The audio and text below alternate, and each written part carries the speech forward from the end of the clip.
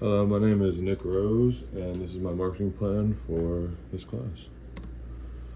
My plan is about cannabis, and the brand I started for the class is called Cream Cannabis. Cream stands for cash rules everything around me. I like to live by that saying because I believe financial freedom can be a huge thing in life, and I don't believe that money solves happiness, but I believe if you can be happy with no money, then you can be happy with a lot of money, and you can do a lot more things that you can't do with no money. This page just briefly talks about the industry profile of cannabis and goes over that.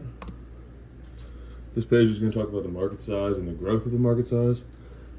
The market size right now is about $13 billion, which is a ginormous industry for an industry that is only legal in 41 states, from recreational to medical. The expected growth of the industry is huge. By 2025, it's expected to be at about $23 billion to $25 billion. And also 4 more states are expected to legalize by then. The big issue with cannabis is the legalization and what states are recreational and what states are medical. The recreational states can make a lot more money than the medical states can, because more people can buy it. In the medical states, you have to have a med card, you have to go through a certain process with a doctor to be able to buy it.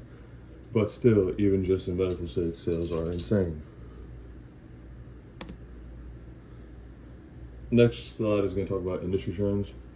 There's a lot of industry trends in cannabis, from the way it's grown to the technology that's used to grow it. What I would focus on with this brand is the way it's grown, and I would try to grow it as organic as possible, because through what I've seen, people like more organic things better because they trust it, they feel like it's better for their body, and they don't feel as bad using it. As well as my brand is more of a craft brand, which is smaller but packs a purpose, which is the organic and the quality of the cannabis. There's a lot of competition when it comes to cannabis. There's multi-billion-dollar companies that have invested into this. So it's going to be really hard to beat those type of companies, but that's really not my plan. My plan isn't to be the biggest company in the industry, honestly. My plan is just to get a small slice of that pie instead of the largest. If it's a $13.2 billion industry right now, making $5 million a year is a very small percentage compared to the people making $10 billion a year from it. And I would be more than happy with $5 million a year. And I'm sure a lot of people would as well. So yeah, that's kind of my goal for it, not to build a multi-billion-dollar company, but to build a company that can get me to financial freedom and also provide a quality product for the customer. When it comes to the market share, it is estimated to have almost 33 billion into it, and is expected to reach about 70 billion by 2029, which is a huge number.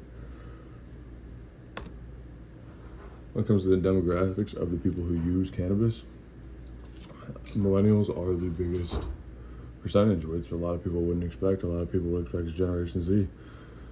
Millennials are sitting about 46.2%, as Generation Z is sitting about 16.8%. And that's for ages. When it comes to women and men, gender, women actually use cannabis more than men as of 2023, which is something that a lot of people would not have expected. I didn't expect it myself, but. And then it comes to the personas of the people buying the cannabis. There's a lot of different people that use cannabis, whether it's people that need it for medical uses, like arthritis, things of that need. People who have anxiety, a lot of people who have very strong anxiety will use cannabis. A lot of parents will smoke cannabis just for the stress of raising children, because that's not an easy thing to do. As well as a lot of people who work a hard professional lifestyle will use cannabis to stress relief at the end of the day, or just to kind of get the edge off a little bit, just as if people use alcohol for. And then there's a lot of people who make music or make art or have creative professionals that use the cannabis to get different thoughts or more creative thoughts for their work.